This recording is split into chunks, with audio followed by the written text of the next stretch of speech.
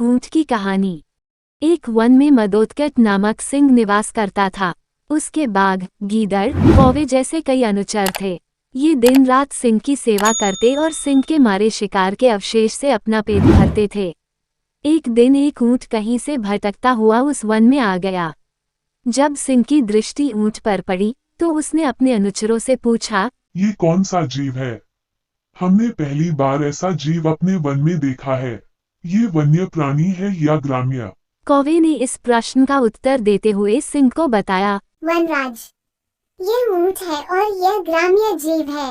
भाग्य इसे आपका भोजन बनाकर ही यहाँ लाया है। आप इसे मारकर खा जाइए। नहीं, मैं ऐसा नहीं करूँगा। ये तो हमारा अतिथि है। अतिथि को मैं कैसे मार सकता हूँ? ये तो पाप होगा। मैं उसे अभयदान देता हूँ। जाओ, उसे आदरपूर्वक मेरे पास लेकर आओ। मैं उससे मिलना चाहता हूँ। सिंह ने कौवे को आदेश दिया। कौवा कुछ अनुचरों के साथ ऊंट के पास गया और उसे सिंह का संदेश सुनाते हुए बोला, मित्र, वनराज सिंह ने तुम्हें अभयदान प्रदान किया है। वन के राजा होने के नाते वे तुमसे मिलना चाहते हैं। अभयदान की बात सुन ऊंट कौवे और अन्य अनुचरों के साथ सिंह के पास आ गया। सिंह ने उससे परिचय और वन में आने का कारण पूछा तो ऊंट दुखी होकर बोला, महाराज, मेरा नाम कथनक है। मैं अपने साथियों संग भ्रमण करते हुए वन में पहुंचा और उनसे बिछुड़ गया। अब मैं यहाँ अकेला रह गया हूँ। उसे दुखी देख सिंह धीरज बंधाते हुए बोला, कथनक, तुम हमारा आतिथ्य स्वीकार करो। इस वन में जहाँ चाहे विचरण करो और हरी भरी घास का सेवन करो। कथनक सिंह की आज्ञा का पालन कर वहीं रहने लगा। हरी भरी घास खाकर वह कुछ ही दिनों में हृष्ट पुष्ट हो गया। बाघ, गीदड़, सियार आदि वन जीव जब भी उसे देखते उनकी लार टपकने लगती। किंतु वे वन के राजा सिंह के आदेश के समक्ष विवश थे। एक दिन कहीं से एक जंगली हाथी वन में आ गया। अपने अनुचरों की रक्षा के लिए सिंह को उससे युद्ध करना पड़ा। दोनों के मध्य घमासान युद्ध हुआ। युद्ध के दौरान हाथी ने सिंह को उठाकर जमीन पर पटक दिया और अपने नुकीले दांत उसके शरीर में गड़ा दिए। किसी तरह सिंह युद्ध में विजयी हो गया, किंतु वह बुरी तरह घायल था। घायल अवस्था में उसके लिए शिकार पर जाना दुष्कर हो गया, जिससे वह स्वयं तो भूखा रहने लगा। साथ ही उसके अनुचर, जो उसके शिकार के अवशेष से अपना पेट भरते थे, वे भी भूखे रहने लगे। अपनी दुर्दशा देख और अपने अनुचरों की परेशानी देख सिंह दुखी था। एक दिन उसने अपने अनुचरों की सभा बुलाई। सभा में सबको संबोधित कर वह बोला, अनुचरों, मेरी अवस्था से आप सभी अवगत हो। मैं चाहता हूँ कि आप कोई ऐसा जीव तलाश करो जिसे मैं इस अवस्था में भी मार सकूं।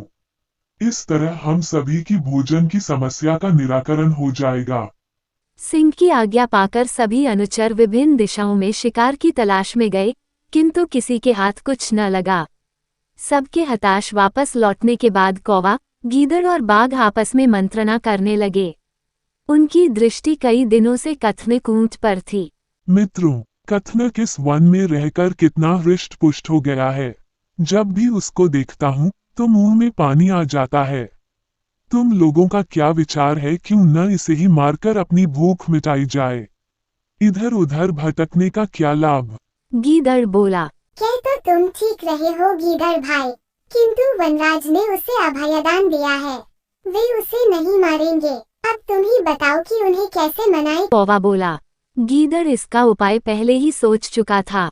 उसके अपनी योजना कौवे और बाघ को बता दी। दोनों ने उस योजना के लिए हामी भर दी। साथ ही अन्य अनुचरों को भी योजना के बारे में अच्छी तरह समझा दिया। इसके बाद वे सिंह के पास पहुंचे। गीदड़ आगे आकर बोला, वनराज, हम सबने आपके लिए शिकार की बहुत खोज की, किंतु हमें कोई न मिला। कथनक शारीरिक रूप से विशाल है और अब तो वो हृष्ट पुष्ट भी हो गया है। यदि आप उसका शिकार करें तो हमारे कई दिनों के भोजन की व्यवस्था हो जाएगी। मैंने उसे अभयदान दिया है। मैं उसे नहीं मार सकता। सिंह ने दो टूक उत्तर दिया।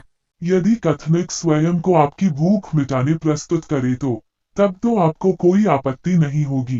गीदड़ बोला, नहीं, तब तो कोई आपत्ति नहीं है, किंतु क्या वह ऐसा करेगा?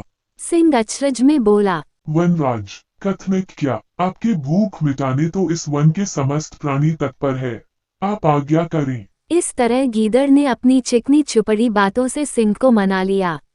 उसके बाद वह कथनक के पास पहुंचा और उसे बोला, शाम को वनराज ने एक सभा रखी है, जिसमें तुम्हें भी बुलाया गया है। शाम को सिंह की सभा में वन के सभी जीव उपस्थित थे। कथनक भी उपस्थित हुआ। गीदड़ ने भरी सभा में कहा, वनराज, हम सभी आपकी अवस्था देख बहुत दुखी है। आज हम सभी यहाँ उपस्थित हुए हैं ताकि आपके भोजन के लिए स्वयं को समर्पित कर सकें। इसके बाद एक एक कर सभी जीव सामने आकर स्वयं को सिंह के भोजन के लिए प्रस्तुत करने लगे, किंतु गीदड़ उनमें कोई न कोई कमी निकाल देता और सिंह उन्हें खाने से मना कर देता। इस तरह किसी को छोटा, किसी के शरीर पर बाल, किसी के तेज नाखून होना आदि बहाने बनाकर गीदड़ उन्हें बचाता गया। जब कथनक की बारी आई और उसने देखा कि सारे जीव स्वयं को सिंह के सामने प्रस्तुत कर रहे हैं और सिंह किसी को भी नहीं मार रहा, तो सबकी देखा देखी उसने भी स्वयं को सिंह के सामने प्रस्तुत कर दिया। वनराज, आपके मुझ पर बहुत उपकार है। अब जब आपको आवश्यकता आ पड़ी है तो मैं स्वयं को आपके समक्ष प्रस्तुत करता हूँ। कृपया मुझे मारकर अपनी भूख मिटा लीजिए। कथनक को विश्वास था कि अन्य जीवों की तरह सिंह उसको भी नहीं मारेगा, किंतु जैसे ही कथनक की बात पूरी हुई, गीदड़ और बाघ उस पर टूट पड़े और उसे मार डाला।